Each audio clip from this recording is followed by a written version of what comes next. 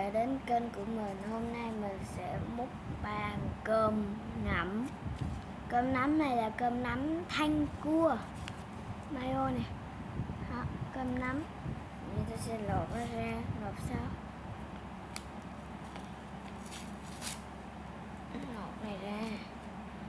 Mở đầu trời. Ê, mọi người. Mở cái này ra ăn còn không được nữa. Mở này ra. Ngon nha. Ui, bên trong này nè.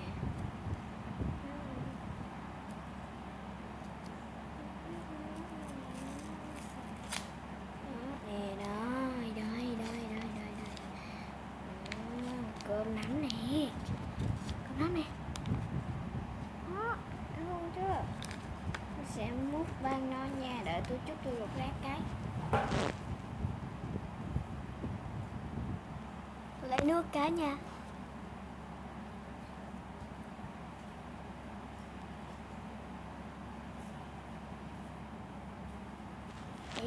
Để đây. Sao tôi sẽ ăn. Mời mọi người tôi ăn nha. Mọi người.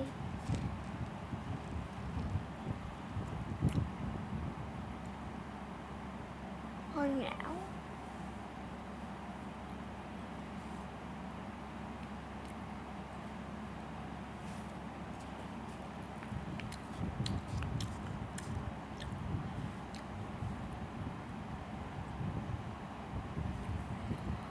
Ngảo.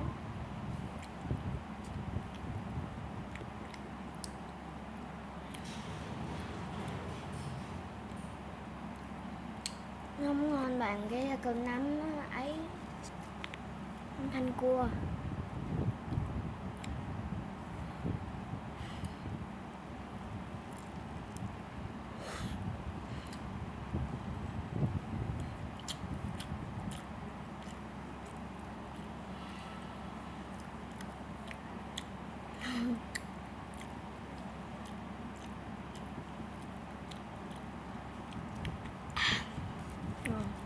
Ngon nhưng mà điều hơi cơm hơi nhão chút nha. Vậy à? Thanh cua hả? Cái khúc bên trong này.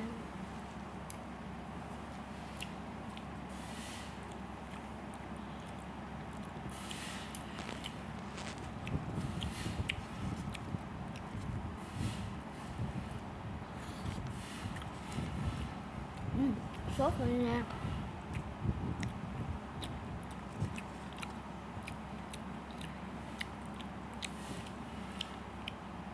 Sáng chưa ăn sáng đâu.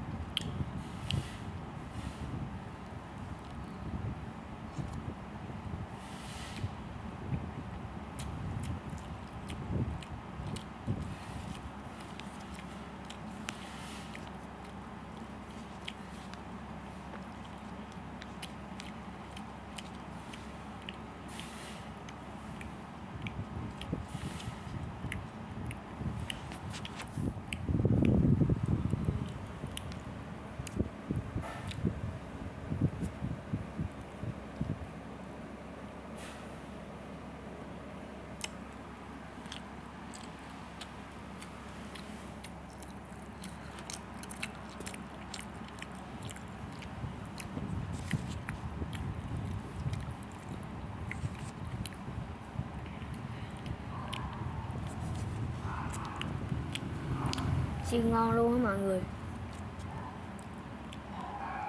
Chấm cho 8/10, trừ 2 điểm. Cơm hơi nhão. Nhão nó không có nóng. Nhão vừa nhão mà không có ngon nữa. Đều là topping hơi nhiều nên cũng chấm cho 8 điểm. Ăn nha. Nè.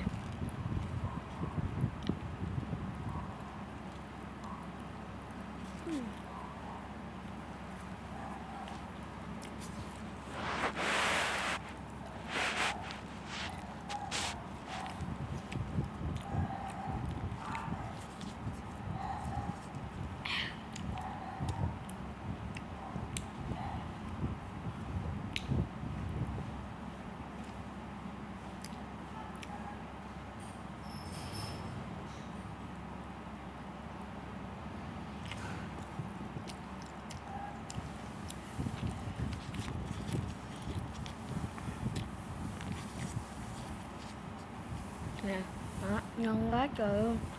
Con cua sốt vanilia nè.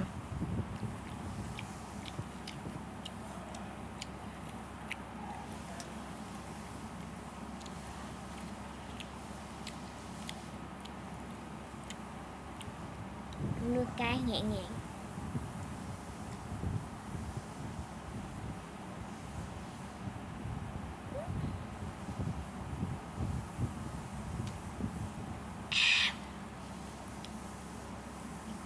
Cơm vàng vàng, không phải cơm trắng.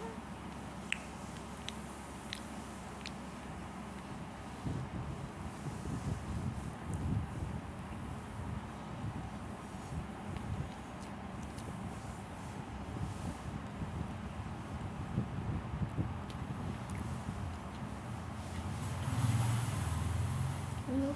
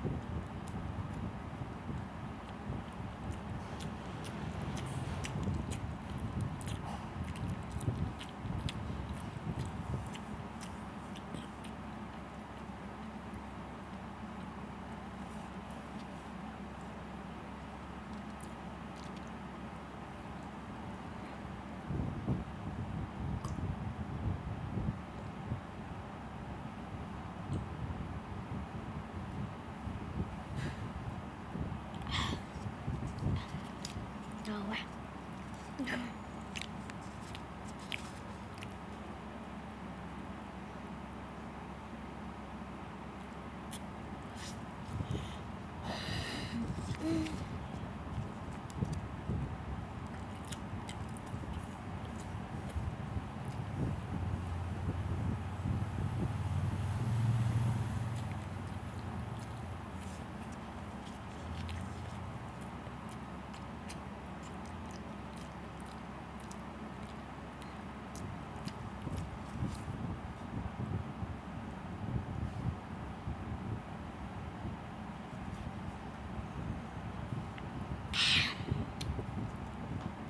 Còn chút xíu rồi mọi người, nhưng mà no quá.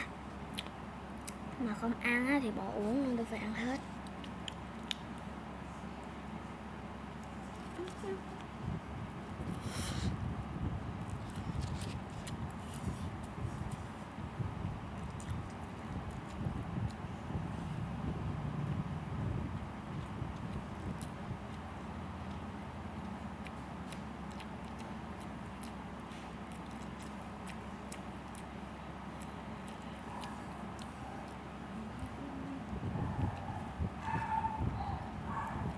Đợi chút xíu nha, tôi ngắt nước cái.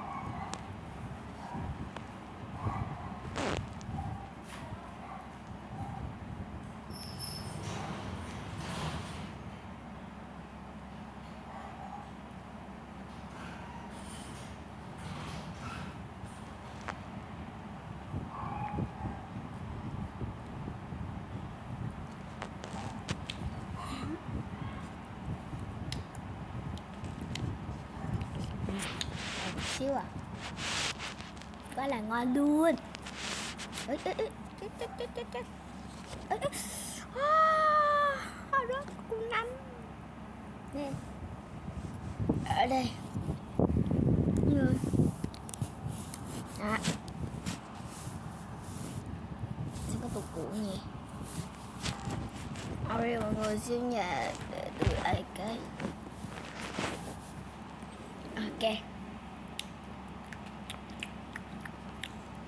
Cơm nấm nào còn chút xíu à.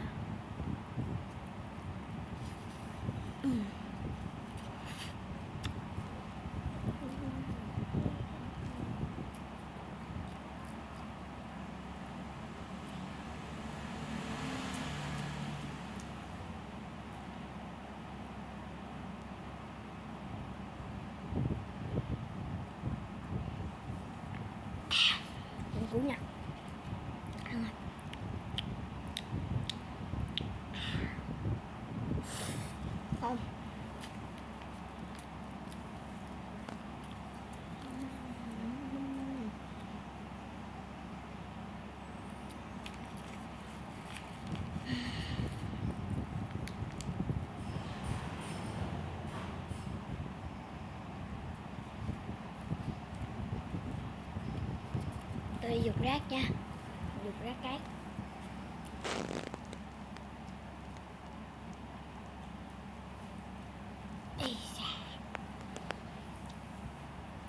Thôi, bye bye mọi người. Chúc mọi người rồi vui vẻ mỗi ngày và sức khỏe dồi dào nha. Mãi yêu mọi người nhiều lắm. Cảm ơn mọi người đã xem video của tôi. Yêu. Bye bye. Mà yêu.